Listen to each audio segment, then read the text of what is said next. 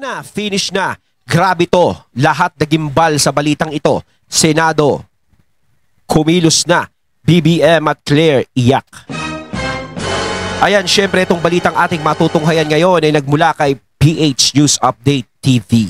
At ito po ang inyong lingkod na si BT na magbibigay ng reaksyon at komento dito sa video na ating matutunghayan ngayon. At huwag na natin pagtagalin at sabay-sabay na natin panoorin ang laman ng video na hatid sa atin ni PH News Update TV at bibigyan natin ng reaksyon ng balitang ito. Pasok! Napakaganda nito. Ayon, bago natin simulan ng video ito, nais ko nga pala magbigay ng credits dito sa video at boses na madidinig natin ngayon at bibigyan ng reaksyon. Walang iba kundi si Boss Dada. Siyempre, suportahan natin yan si Boss Dada. At siyempre, pakibisita ang kanyang channel mga katunay. At huwag nyo rin kalimutang mag-subscribe para maging updated tayo sa mga vlogs na nilalabas ni Boss Dada. Siyempre, suportahan din natin ang Banatero. Siyempre, mga idol natin yan. Ipagpatuloy natin. So sinasabi nitong resolusyon ni Alan Peter Cayetano na kailangan daw po si Pangulong Marcos ay nagre-request, Marcos tuloy, na makulong si Marcos. So saka na yan. Nagre-request itong Senate sa ICC at sa Bayang Pilipinas. Sa Bayang Pilipinas natanggapin si Pangulong Duterte. Diba? Basahin natin ng buo yan. Para mas maintindihan natin mga bossing. Ayan resolution expressing the sense of the Senate to urge the Philippines to advocate. The Philippines to advocate. As in, lahat tayo. Kahit si General Torre, si Marbil. Basta ikaw ay nasa Pilipinas. I-advocate daw natin. Dapat daw gawin natin na before the International Criminal Court for the interim release of former President Rodrigo Roa Duterte, including inter alia entering into an arrangement with the ICC to receive custody of PRD in form of house arrest or modified house arrest or any other appropriate arrangement in the premises of the Philippine Embassy in The Hague, Netherlands. Ayan na lang daw i-house arrest na lang daw natin doon na sa Philippine Embassy. Hindi, sa akin sa totoo lang dapat hindi naman kasi ganun dapat kabigat ang binibigay kay PRRD na nandoon siya sa ng ICC. Dapat talaga kay PRRD kung talagang gusto nila na ganyan is i-house arrest na lang. 'Di ba? Pero mas maganda, pakawalan na lang nila dahil para sa akin, wala naman talagang ginagawang masama yung tao Talagang ang mga nagkakarga lang talaga sa kanya na may masama siyang ginawa yung mga taong galit sa kanila at yung mga taong naapektuhan sa pamamalakad ng mga Duterte. Na alam naman natin yung pamamalakad ng mga Duterte ay tama. 'Di ba? Ngayon, kung ito ang hinihiling sa house arrest, abay dapat lang. Unang-una siyempre sa edad ni PRRD. Sa edad niya. Kailangan hindi niya kailangan na abutin 'to sa totoo lang. Ang daming mga ang daming mga nagdaan, na nauna sa kanya pero hindi sila nabutasan ng ganito. Pero si PRRD na alam natin na tama ang ginawa is ganito yung natamasa niya. Mamtakin nyo, dati siyang presidente ng Pilipinas. At sinasabi ko, ulitin ko, alam ko sa sarili ko na wala siyang ginawang masama. 'Di ba? Nung nanungkulan siya. Yung mga gumagawa talaga ng masama, yun ang mga naapektuhan at gumaganti ngayon sa kanya. 'Di ba? Kung ayaw niyong iuwi sa Pilipinas, para at least matingnan talaga siya, maalagaan talaga siya, dapat i-advocate daw ng ating gobyerno. Ikaw yun, Bongbong. Mamaya, palinga-linga ka na naman. Parang iniisip niya siguro, sino kaya tinutukoy nito? Ako ba? Lilinga-linga. Kumbaga, diniretso na ni Boss Dada. Ikaw yun. Alam namin ikaw ang nagpadala doon. Pero dinideny nyo naman yan. Since dinideny nyo naman yan at ang kasi doon sa pinadala doon bakit sino ba? sino ba pwede na ano sa kanya doon, mag-utos na dalhin si PRRD doon? O sinasabi ICC. Yung ICC nga mismo nagsalita Yung Pilipinas ang humingi ng tulong sa kanila Hindi naman kikilos yung ICC. Kung walang nagsasabi sa kanila, mantakin nyo. Diba? Paano sila kikilos? Wala na silang jurisdiction dito sa Pinas. Diba? Pero kung merong magbibigay ng pase sa kanila para sila'y makapasok dito at bigyan ng karapatan para manghimasok dito, pwede sila. So, ibig sabihin, parang may nagbigay ng pase sa kanila, di ba? Sino magbibigay ng pase sa kanila? Si General Torre. Di ba? Siyempre, police lang naman, general lang yan. O, siyempre, din lang naman yan Sumusunod lang din sa nakatataas yan. So, sino yung nakatataas? Sino yung mataas? O, di ba? Meron pa ba? O, baka naman si BP Sara.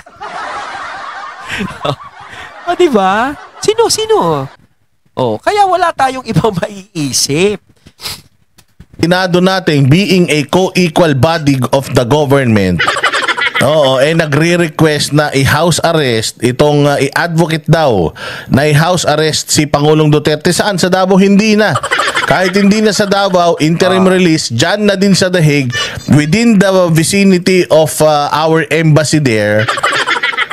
Ano na natin, i-request na natin mismo sa ICC na tayo parang pinapagaano na lang hindi na sa Pilipinas kahit hindi na dito. Doon na lang kahit sa Netherlands na lang basta naka-house arrest na lang na dapat naman talaga kay PRRD para mas maalagaan si PRRD. Aba, magkaroon naman kayo ng malasakit kay PRRD. No? Kayong mga talagang pag wala kayong konsensya talaga, wala 'Di ba? Mantakin nyo. Nako. Kung ako nagkaroon ako ng utang na loob kay PRRD, aba, hindi para iparanas ko kay PRRD yan. Di ba, mantakin mo, tatay ko pinalibing. Di ba? Di ba? Kami, nakabalik kami dahil sa tulong nila. Sorry pero, ako kasi, di ba, parang unfair naman kasi sa nangyari kay PRRD. Pagkatapos ng lahat ng magandang ginawa niya, eto pa yung nahita niya. Diba samantalang yung ibang nagdidikit ngayon diyan sa administrasyon wala naman talagang naitulong. Hindi naman nila naipalibing si Apo Lakay. Baka sila pa nga yung humaharang ng mga dilawan Diba? Sila pa yung tapos ngayon didikit-dikit ngayon sa kanila. Sino ba yung umaksyon? Si PRRD. Ang daming administrasyon ang dumaan pero si PRRD lang ang nagmalasakit kay Apo Lakay. Wala nang iba. Ng mga ngalaga. Ano naman mahirap doon? Madali lang yun. Madali lang yun. Yung ikaw presidente, magbibigay ka lang naman ng utos sa DFA. Tapos dyan sa embassy natin sa The Hague, kung may Philippine Embassy dyan, susulat lang sila sa ICC. Kami nang tatanggap. Wag na sa Pilipinas, dito na lang sa amin. Yan usapan na yan. Sinasabi na ng ganyan. Hindi na dito iuwi sa Pilipinas, doon na lang sa Netherlands, doon kahit sa embassy na lang. Baka naman mamaya mahirap pa sa inyo yan. Diba? At least kahit papaano dito mapapangalagaan namin siya, mga Tagalog makakausap niya. Yes. Importante rin naman sa amin yung na yan. We will just give you the assurance na walang mangyayari sa kanya masama rito, na magko-comply sa lahat ng mga kailangan. Kung kailangan umattend dyan, mas madali. Pupunta lang siya, mamamasahe lang siya, sakay siya ng tren, o kaya hatid namin siya ng bisikleta. Siya ay pupunta dyan para kung anong kailangan niya gawin. Humarap ba, mag-zoom or what?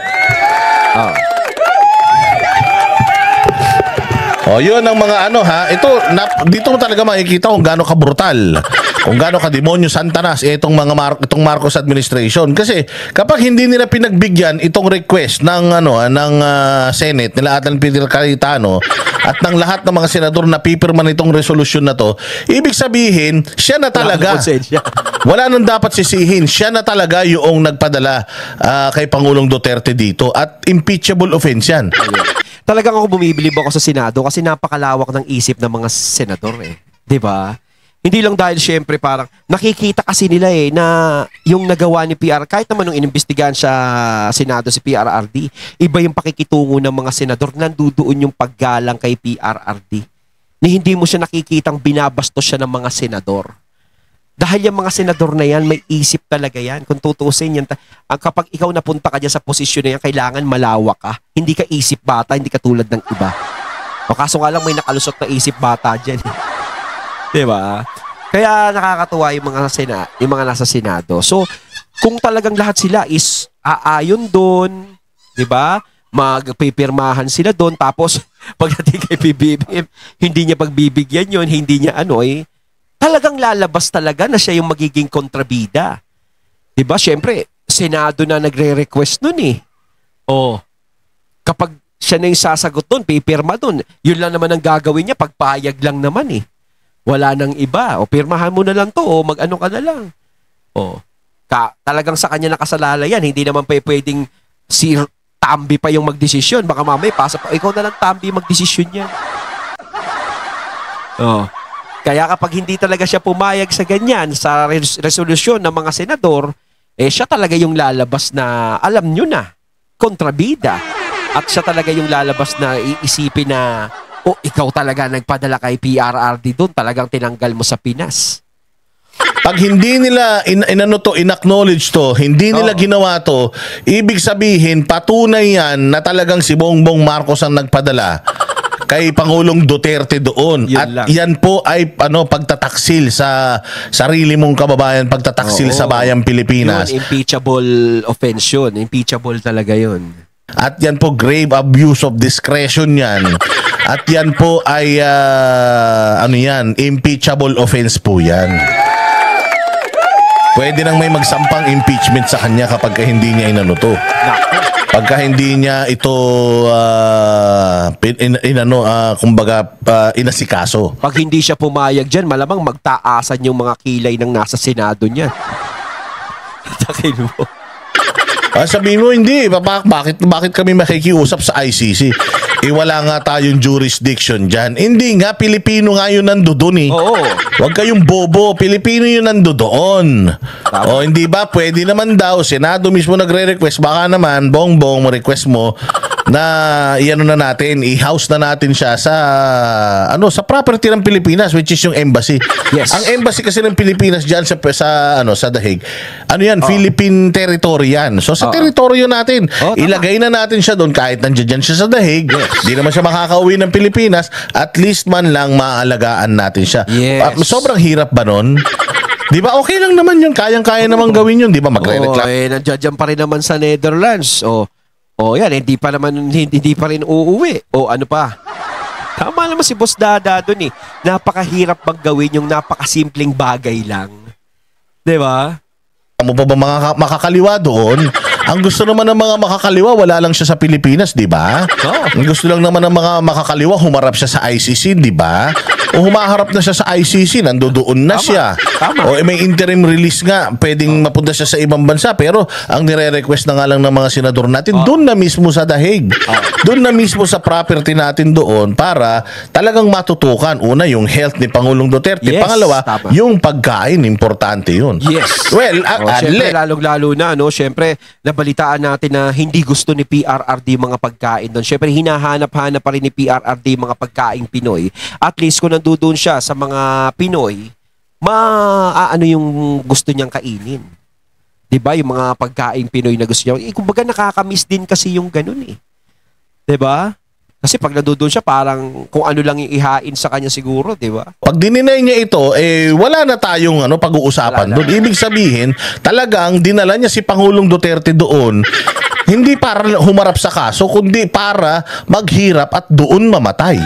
Kontakin mo, yung pagsasuffer na yon, kumbaga dilawan yung nagpahirap sa inyo dati. Di ba sa mga Marcos? Dilawan yung nagpahirap sa kanila. Ganyan yung ginawa sa kanila.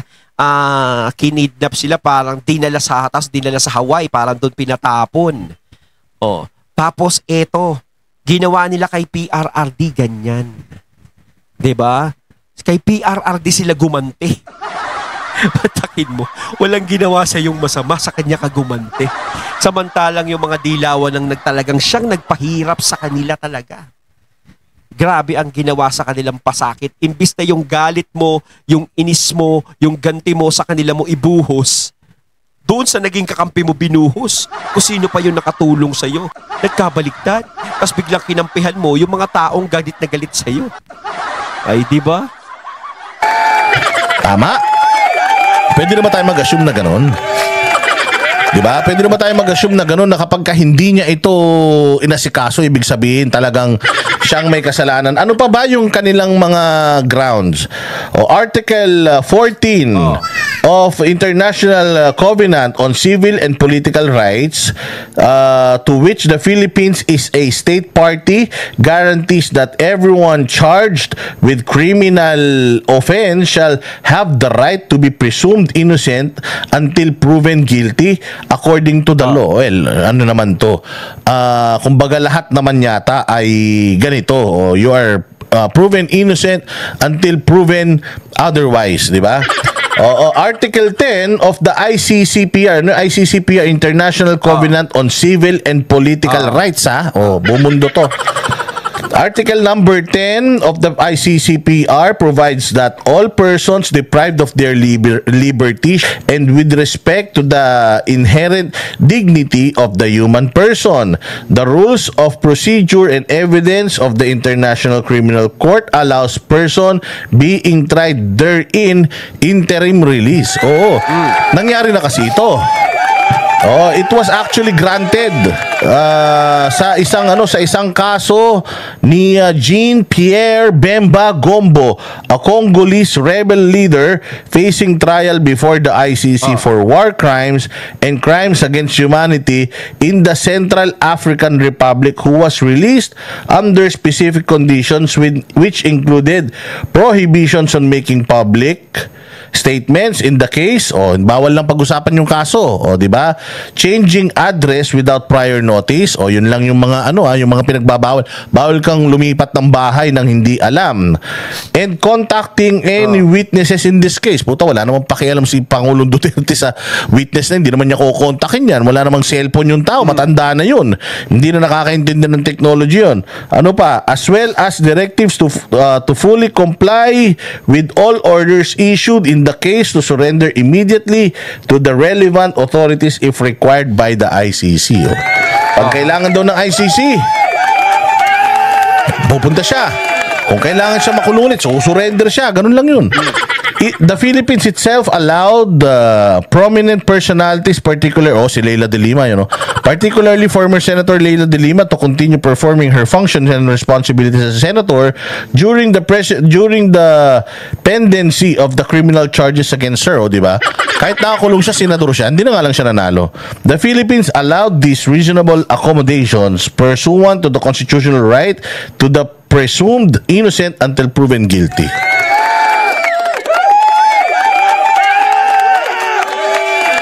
So, si Pangulong Duterte ay innocent until proven guilty. In view of his old age and exclusion from any meaningful social interaction, the former president's health is in danger of deteriorating further. Yun nga yun. Yun nga yung nakakalungkot Kasi papayat na siya ng papayat. And sinasabi ni VP Sara, naghahabilin na nga. Ayaw daw niyang dito siya sa Pilipinas. Gusto niya, pag namatay siya doon, i-cremate na lang siya. Doon na lang daw yung kanyang abo. Ayaw niya nang umuwi ng Pilipinas. Huwag naman ganun. Kumbaga, mas maganda pa rin is makauwi pa rin siya dito sa Pilipinas. At huwag ganun kaagad yung isipin ni PRRD. Diba? Sigurado yan, mahaba pa buhay ni PRRD niyan. Siyempre, aabuti niya pang maging presidente si VP Sara. Diba? Ganun yan. Kumbaga, wag lang panghihinaan ng loob si PRRD, pero alam naman natin si PRRD hindi ganyan kahina yan. 'Di ba? Malakas ang loob niyan. 'Di ba? Kaya tayo syempre, manalangin lang tayo na si PRRD din ay malagpasan niya yung mga pagsubok na yan. At talagang syempre yung health niya talaga dapat tutukan diyan Kaya nga yung Senado is humihingi ng ganyan, 'di ba? Kaya para sa health ni PRRD, kumbaga nag-aalala sila sa health ng dati nating Pangulo. At naman, ganoon, Pangulo, wag kang ganoon. Matagal ka pa mamamatay. Maabot ka pa mga 270 years old. Para tinalo pa si Moise. Hindi, sa atin, gusto natin humaba pa yung buhay ni PRRD talaga. Oo, si Enrile nga, wala naman silbi sa buhay. Buhay pa hanggang ngayon. Oo nga, no? Si PRRD, mas bata pa nga si PRRD kaysa kay Enrile. Diba? Si Enrile, ilang taon na. Diba, wala naman yung silbi. Sayang pa yung hangin na sinisinghot nun. Mantakin mo, ilang daan taon na yan. Yung mga sinisinghot na hangin yan, ilang kilo na yan. Simula nung pinanganak niya hanggang ngayon, sumisinghot pa ng hangin niya. Wala naman silbi sa bayan. Wala nang silbi sa buhay. Wala nang silbi sa mga Pilipino. Pero pinapasahod pa ng Pilipinas. O, diba? Dapat yan. Magpahinga na ikaw. Marami ka pang silbi. Mantakin mo si Enrile, nandoon pa rin, no? Wala namang ginagawa, no? Marami ka pang namomotivate, marami ka pang nai-inspire, at marami pang naniniwala sa iyo, at marami ka pang magagawa. Kaya kailangan umabot ka ng mga 300 years old. O, bayaan mo na si Enrile nga I-200 na natin, I-500 na. umabot eh. Tagal-tagal na eh. Diyos ko. Ang tibay nga ni Enrile, lahat ng kasabayan niya, tigok na. May listahan daw si kamatayan. Nakalimutan na yung listahan niya dahil nauna pa namatay si kamatayan sa kanya eh. Ayun, natating natunghayan ang video na nagmula kay PH News Update TV at syempre natunghayan natin ang video na ng boses na yun na nagmula kay Boss Dada. Ayan kayo mga katunay, anong masasabi nyo tungkol dito? Comment lang po kayo sa comment box. So once again, I'm BT and I'm out. Peace.